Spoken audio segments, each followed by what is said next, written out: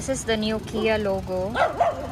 Updated one. Then we have plastic like grills. So this is for LXMT variant. And then same here. Maingay siya. Meron siyang, I think, plastic chin din. And then the light for manual is halogen, not LED. So wala siyang DRL, pero meron siyang fog lamp. And then ang kanyang tire is, saan yun? Ba't wala? R16. Saan ba yun? Ba't walang number? Ayun. R16. Baliktad lang siya. Sorry. And then for LX manual, it's hubcap. Hindi siya alloy. Alloy is for SX. I think EX din. Pero for LX, it's hubcap. Then meron siyang repeater. Then this is the mirror, side mirror.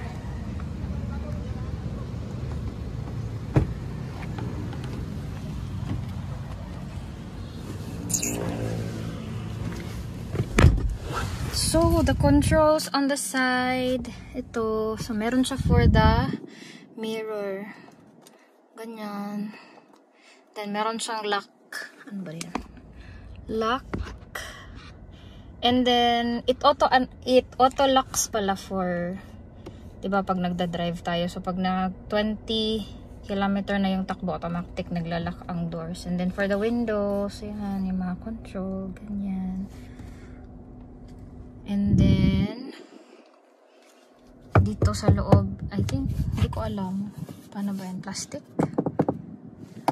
So, ganun. And then, yung feel niya is, ganyan, so smooth.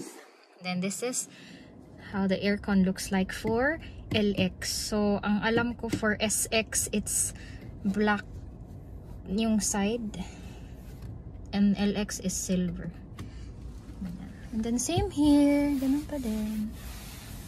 Yan, very smooth. Matte dito and sa side, and then glossy ang kanyang cluster. Yan. Glossy. Ito yung wheel. So dahil manual tayo, so parang most nito para sa music lang. Wala tayong mga cruise control, yung mga ganun. Then, same thing. Ang tawag dito. Para sa mga light, signal light, wiper, mist, and then, ito yung ating infotainment system. I forgot ilang inches. Pero ito yan. Meron pa siyang cover. Ayan. And then, ito yung rear mirror. Then same on the side, ito rin yung aircon, yung hazard button, then yung aircon. Oy, na-off siya. Sorry. And then dito rin, meron siyang air vent. Doon sa kabila, same.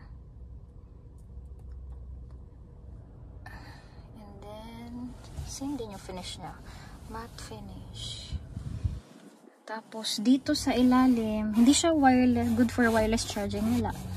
Lalagyan lang po siya. And then, meron siyang mga ports. Meron siyang USB and then Type-C. Meron din 12 volts. Yan. Dito, wala. Lalagyan lang din. Lalagyan. And then, for manual, it's actually 6-speed transmission. Yun ba yung tawag doon? Parang leather. Yan. Meron din siyang lining na parang carbon fiber. And then the seat, it's actually fabric kasi LX. So for the SX version, it's leather seats. Yung parang beige. Hindi ko lang sure sa EX. Check natin. And then meron tayong cup holder. So this one, we have two actually, 2 cup holders. Yung isa is a big one, so this can fit my 30-ounce tumbler, and then Ang isa is small. Then, meron din siyang armrest. Ayan, malaki yung laman ng armrest. Yan. Then, dito, meron tayong vanity. So, both to. Meron vanity din sa kabila. Mirrors. Yan. Meron tayong dome. Dalawa. Meron din dito sa gitna. Ayan. Yan. Then, we have for your glasses.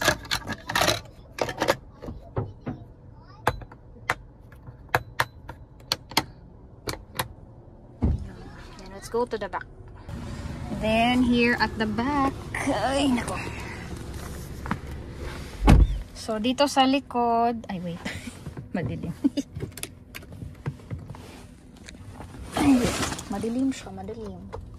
Ayan. Meron tayong pocket. Each, ay, isa lang pala. Dito lang sa passenger seat. Siyang pocket, tapos meron siyang dalawang air vent. Yan.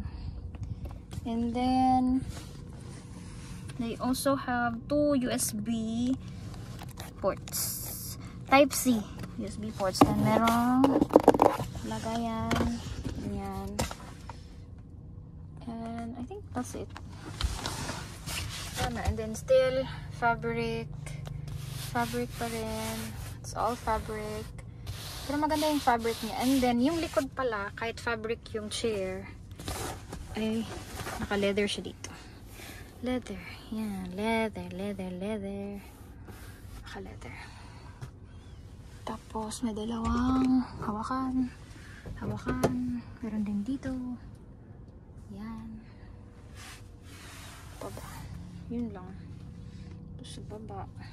Tapos, merong bottle holder. Each side, may bottle holder din dito sa kabila. Yan, bottle holder. Ay, sa front pala, parang meron siyang umbrella holder. Wait. Ito yung another bottle holder. And I think dito. This one. Wait. Yan, umbrella. Here. Para sa mga small umbrellas natin. Let's go to the front again. Ay, sa likod.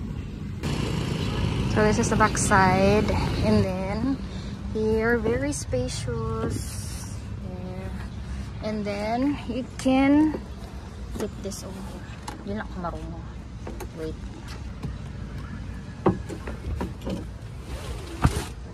Yun.